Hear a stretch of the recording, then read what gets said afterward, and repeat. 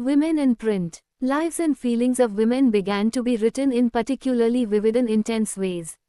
Women's reading, therefore, increased enormously in middle-class homes. Liberal husbands and fathers began educating their womenfolk at home, and sent them to schools when women's schools were set up in the cities and towns after the mid-19th century.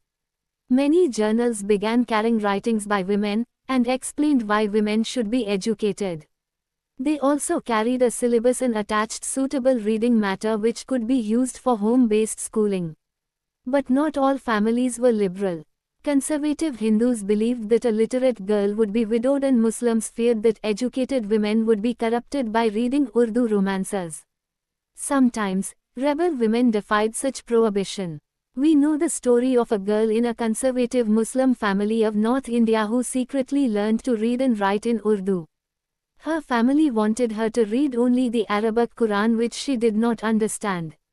So she insisted on learning to read a language that was her own. In East Bengal, in the early 19th century, Rashsundari Devi, a young married girl in a very orthodox household, learned to read in the secrecy of her kitchen. Later, she wrote her autobiography Amar Jeeban which was published in 1876. It was the first full-length autobiography published in the Bengali language.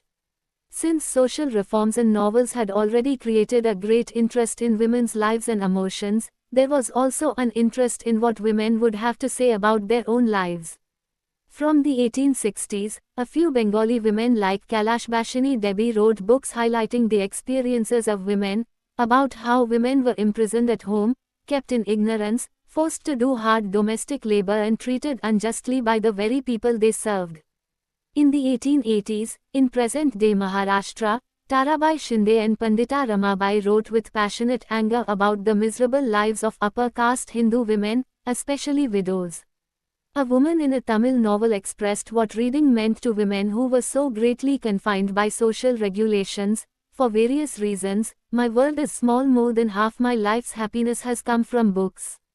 While Urdu, Tamil, Bengali and Marathi print culture had developed early, Hindi printing began seriously only from the 1870s.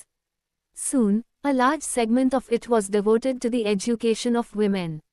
In the early 20th century, journals, written for and sometimes edited by women, became extremely popular.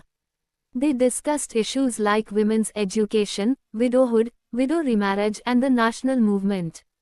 Some of them offered household and fashion lessons to women and brought entertainment through short stories and serialized novels. In Punjab,